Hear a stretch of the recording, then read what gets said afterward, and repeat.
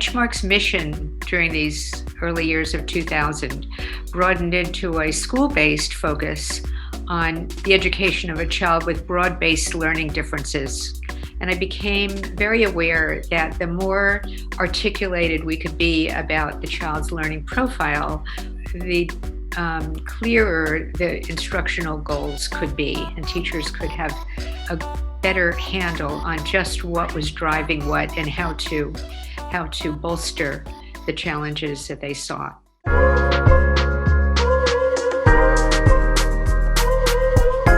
We quickly said, we need to get things in the hands of students. It just can't be one device in a classroom because it just doesn't work. So the first thing that we invested in were these devices called Alpha Smarts. Basically, like a keyboard with a little bit of memory. There's a tiny screen that lets you see about 4 lines of text.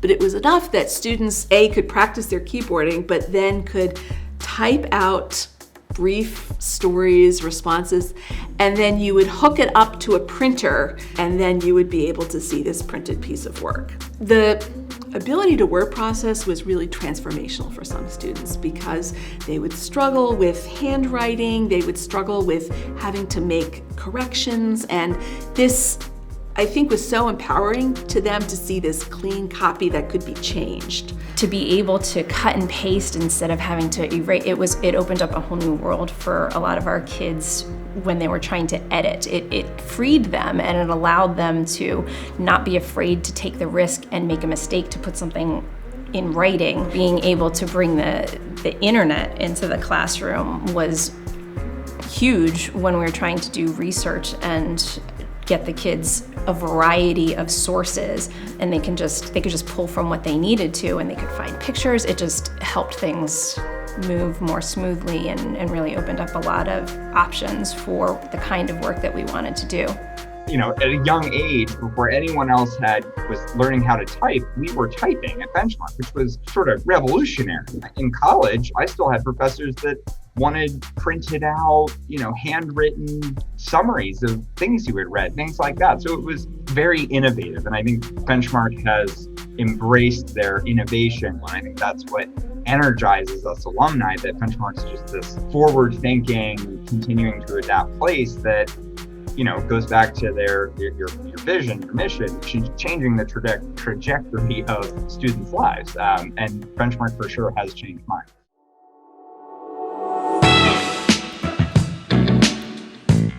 As the schools expanded, the buildings had to expand. It was seen as a beautiful place with great facilities that would be beneficial to providing the kind of experience that families want for their children. The year that we opened the new middle school wing, the Dorrance Hill Hamilton Middle School wing, was my first year as a head teacher, that we could divide kids differently and we could work in smaller group settings without having to leave the rooms all the time. We could really get them to spread out and work on projects in the classroom, whereas, when you're dealing with these 13 and 14-year-old kids in a smaller space, you spread out into the hallway or you find every last nook and cranny in the building to work in. And it was just nice to be able to have the space in the classroom to stay and monitor what was going on and be able to help kids, as we always want to be available when they have questions. Educational philanthropy has been very important in my family from the beginning. I knew they were doing a lot of work at Benchmark, and I knew that they were helping them sort of realize a dream financially of a performing arts center. It wasn't until right at the last, really towards the end of the process, my dad and my mom, in their sort of humble ways, were like, I don't want to put my name on it. It's not important for that recognition. So they thought, we'll name it after our son. So I was like, oh, that's great. Yeah, okay, that's awesome. Yeah, no pressure. Arts have always been very dear to me. So it is a great sense of pride that I'm able to return, that I'm able to actually stand on that stage and talk to the students about how lucky they are that they're here.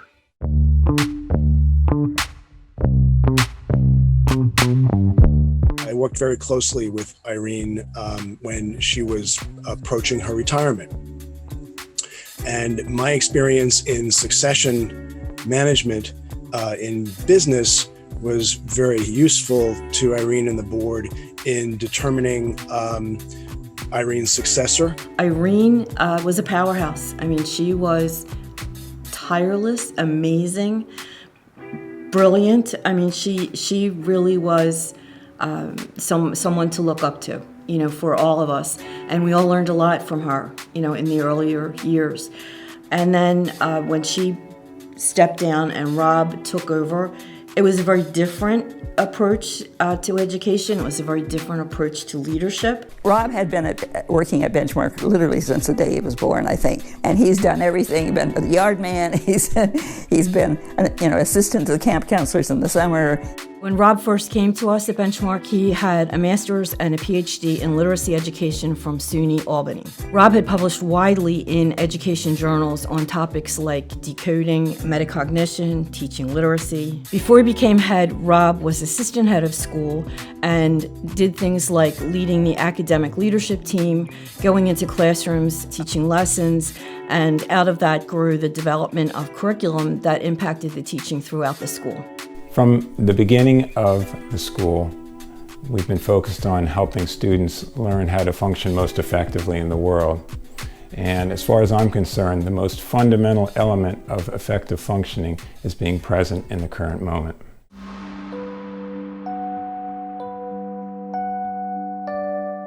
One thing that's really benefited our students is Rob's implementation of mindfulness at the school. He really made it a point to make sure that not only the children were learning about it, but us as a staff and how we might be more mindful teachers in our practice. Initially, it was clear to me that it wasn't going to be possible to have a focus on mindfulness without first immersing the teachers in that and having it become part of their lives, because you can't teach something unless it's part of yourself. One thing that we talk about in our classrooms at Benchmark is about our brains, and we learn about how the brain protects our body. We talk to the kids about how taking a mindful breath, breathing, allows them to move the information from that part of the brain that wants to fight, flight, or freeze to a part of the brain that makes them make better choices. The teachers often talked about it did help them to become calm and have a sense of relaxation. And as for the students, there would be a sense that they appreciated having a strategy for how to calm themselves and how to be more attentive in class. So it did have value for the teachers and for the students.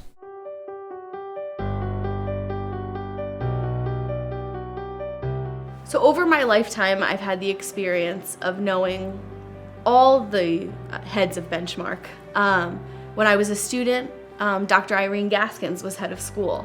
And I had the opportunity in 7th grade to have Dr. Rob Gaskins teach me social studies. I graduated and received my diploma from Dr. Rob Gaskins.